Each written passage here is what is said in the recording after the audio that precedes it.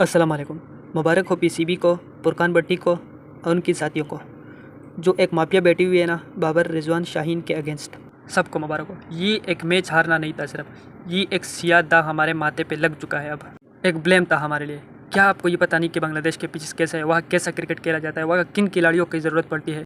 300 की strike rate वाले batsman ने 110 का टारगेट दिया। क्या इस टीम के साथ अब ऑस्ट्रेलिया जाएंगे, इंग्लैंड जाएंगे, वर्ल्ड कप जीतने जाएंगे, इंडिया और अफ्रीका को हराएंगे। एक ख्वाब है जो पीसीबी देख रहा है जागते हुए कि बाबर रिजवान शाहीन के बगैर भी टीम कंप्लीट है हमारा। बाबर रिजवान के बगैर आप किसी फॉर्मेट का टीम जो है प्लेइंग 11 नहीं बना सकते, चाहे जितना भी आप जिद करें ना। लेकिन बाबर रिजवान शाहीन के बगैर आपने इस टीम को खड़ा नहीं कर देना, जितना भी मर्जी है कोशिश करें। आपके पास उनके मुतकाबिल क्रिकेटर है ही नहीं, कहाँ से आप लाएंगे। बाबर रिजवान शाहीन के रिप्लेसमेंट आप पहले से तैयार करें, फिर निकालें ना टीम से। हम ये कहते हैं अगर आपने उनको निकालना ही था तो उनको रिप्लेसमेंट लेकर आने थे ना।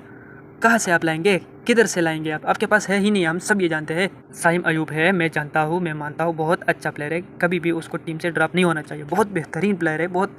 मोहम्मद हारिस तेज़ खेलने वाला, लेकिन खेलेगा कब? आज तक सिर्फ साउथ अफ्रीका के खिलाफ 28 रन का वो जो रन बनाया है आज तक, उसके बाद किसी टीम के खिलाफ उसने ऐसा बड़ा स्कोर नहीं बनाया बांग्लादेश के अलावा। बांग्लादेश कोई टीम नहीं है, बांग्लादेश को हम ऐसे टीमों में शुमार ही नहीं करते। बांग्लादेश क्या टीम है? हसन नवाज़ जो बहुत बेहतरीन पावर हिटर, इफ्तिखार अहमद की रिप्लेसमेंट, और इफ्तिखार से कहीं गुना बेहतर पावर हिटर, जितना भी तारीफ़ करूँ कम होगा। लेकिन वो भी नया लड़का है, उसके साथ भी जो है आपने कोशिश करनी है, आपके बड़े लड़कों के साथ उसको खिलाना है। और मोहम्मद हारिस पे आपने ट्रस्ट नहीं करना। वो पहली गेंद पे अब भी आउट हो सकता है, दूसरे पे भी, 10वें पे आउट हो सकता है। वो आपका टीम मुश्किल से नहीं निकाल सकता। वो 50, 60, 70, 80 रन बनाने वाला प्लेयर नहीं है। वो बस 10, 20, 30 इसके अंदर अंदर वो आउट हो जाएगा।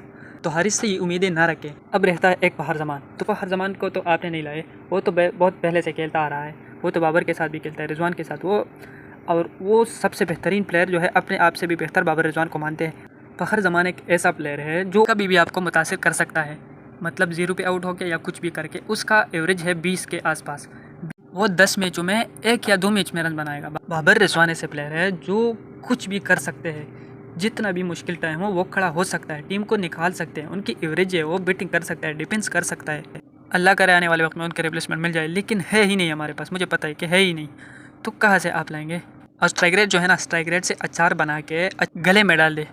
फुरकान भट्टी को खिलाए जिनके कान नहीं है।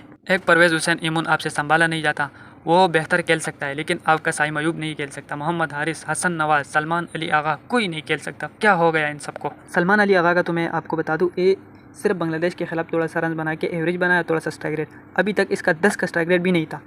ये तो पता नहीं कहाँ से पीसीबी इसको उठा कर लेके आए, वो भी T20 में। सलमान अली आगा बेहतरीन प्लेयर है, लेकिन टेस्ट और ओडीआई का, वो T20 का स्पेशलिस्ट नहीं है जैसे बाबर रिजवान है। बहरहाल बांग्लादेश को मैच की जीत बहुत बहुत मुबारक हो, बहुत अच्छी तरह खेले आप। 13 ओवर में आपने ख़त्म किया, ज़बरदस्त।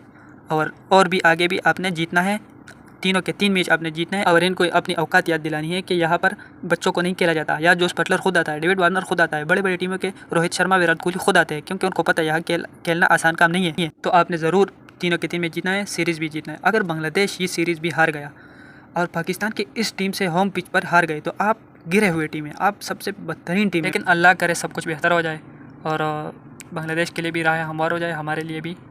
जुल्म की बदले में आपको कुछ तो भुगतना होगा, जो बाबर रिजवान शाहीन के साथ आपने जुल्म किया। और मैं फिर आपसे एक गुजारिश करता हूँ, अगर नए आए हो तो चैनल को सब्सक्राइब करें।